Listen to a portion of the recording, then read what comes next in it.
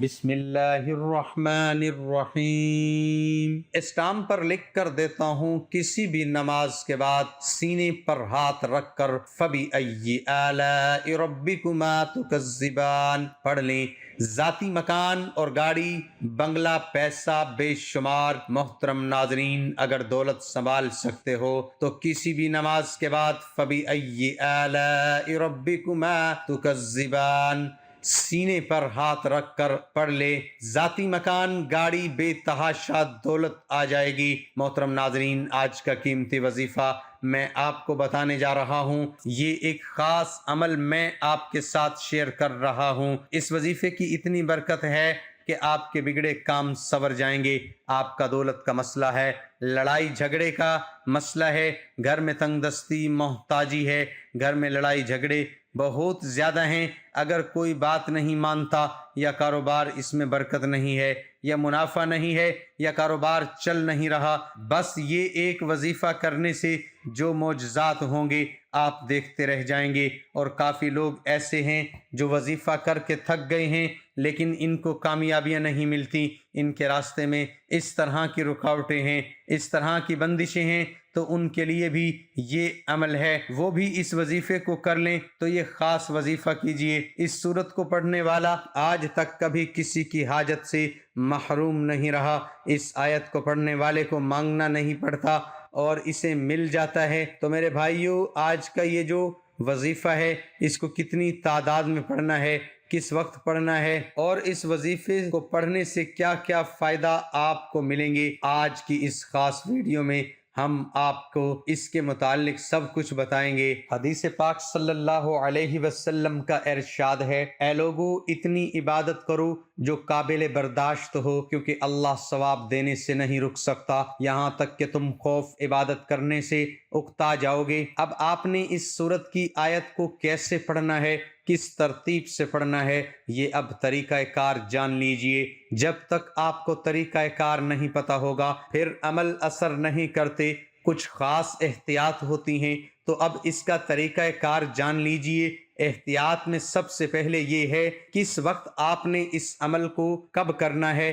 دیکھیے، آپ فجر، ظہر، عصر، مغرب، عشاء، تہجد کسی بھی نماز کے بعد کر سکتے ہو، اس میں کوئی پابندی نہیں۔ جب بھی آپ کو وقت ملتا ہے آپ اس وظیفے کو کر سکتے ہو، اس میں کوئی پابندی نہیں ہے۔ کوئی بھی مرد کر سکتا ہے، کوئی بھی عورت کر سکتی ہے۔ اکثر کچھ مردوں کو بھی مشکلات کا سامنا ہوتا ہے، کیونکہ مرد بیچارے اپنی بیوی بچوں کے لیے، اپنا گھر پالنے کے لیے باہر محنت مشقت کرتے ہیں۔ اسی طرح کچھ عورتوں کو بھی بہت سے مسائل ہوتے ہیں، وہ بھی اس عمل کو کر سکتی ہیں، اور لازمی کریں تاکہ آپ کی زندگی میں آسانیاں آئیں۔ دولت، پریشانی، جو بھی آپ کا مسئلہ ہے، بس آپ نیت رکھ کر یہ پڑھو گے، یہ عمل کرو گے تو آپ کے مسائل حل ہو جائیں گے انشاءاللہ۔ اس وظیفے کی برکت سے اللہ پاک کی آپ پر خصوصی رحمت ہوگی۔ عورتیں اس کو خاص ایام میں بھی کر سکتی ہیں، اس میں بھی کوئی پابندی نہیں ہے۔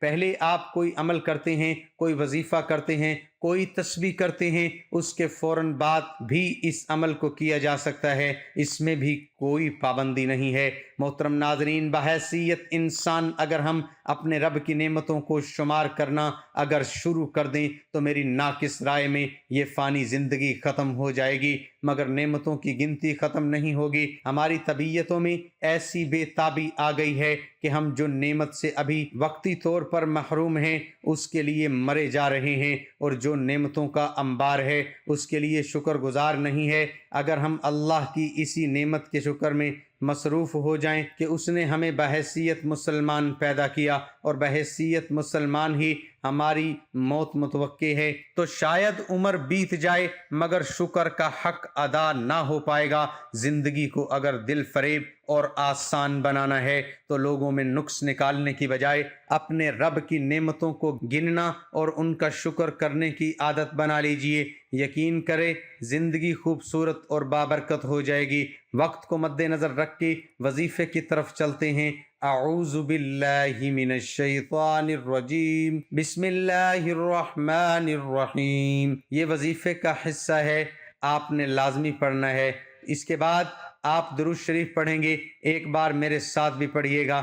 اللہم صلی علی محمد وعلی آل محمد کما صلیت علی ابراہیم وعلی آل ابراہیم انک حمید مجید۔ اللہم بارک علی محمد وعلی آل محمد کما بارکت علی ابراہیم وعلی آل ابراہیم انک حمید مجید۔ یہ درود پاک آپ نے 7 بار پڑھنا ہے آپ صلی اللہ علیہ وسلم کی ذات پر، اور اگر کسی میرے بہن بھائی کو یہ درود پاک نہیں آتا، کوئی سا بھی پڑھ سکتے ہیں جو اس کو آتا ہے، اور اگر نہیں بھی آتا تو وہ اتنا کہہ سکتا ہے صلی اللہ علیہ وسلم۔ اس کے بعد آپ نے یہ سورۃ کوثر پڑھنی ہے۔ قرآن پاک کی سورۃ کوثر کے نام سے بھی ہم جانتے ہیں۔ اس سورت کو آپ نے کب پڑھنی ہے اور کیسے پڑھنی ہے، کتنی بار پڑھنی ہے، سب طریقہ بتاؤں گا انشاءاللہ۔ جب آپ اس وظیفے کو کریں گے یہ سب پریشانیاں آپ کے اوپر سے دور ہو جائیں گی۔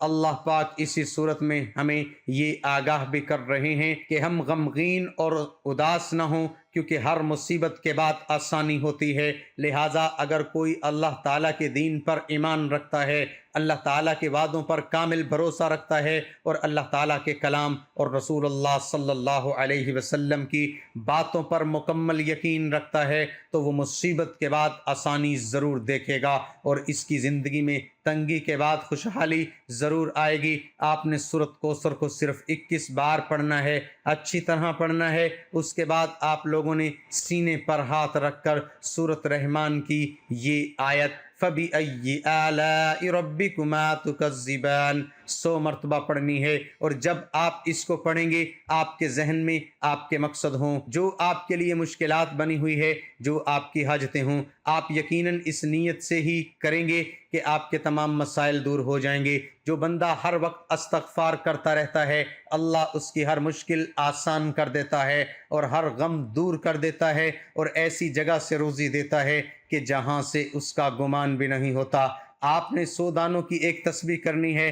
روایات میں آتا ہے جو شخص سورۃ رحمان کی تلاوت کرے تو اللہ اسے شکر گزار کا موقع فراہم کرتا ہے، اور اگر اسی دن یا رات کو دنیا سے چلا جائے تو شہید شمار ہوگا۔ اس کے بعد آپ نے دعا کرنی ہے، یا رب کریم، یا اللہ، آپ کو اپنی شان کریمی کا واسطہ ہم گناہ گاروں پر اپنے گھر کے دروازے بند نہ کر۔ ہم سیاہ کار ہیں لیکن ہیں تو تیرے ہی بندے، تیرے سوا ہمارا کوئی سہارا نہیں۔ یا ذوالجلال والاکرام، ہم تجھ سے اپنے گناہ کی معافی مانگتے ہیں، جو تنہائی میں کیا یا محفل میں کیا، نادانی میں کیا یا انجانے میں کیا۔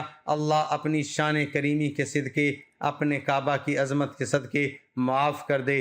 تمام دوستوں سے گزارش ہے کہ اللہ تعالیٰ کے 99 ناموں میں سے ایک نام ضرور ٹائپ کریں۔ اللہ حافظ۔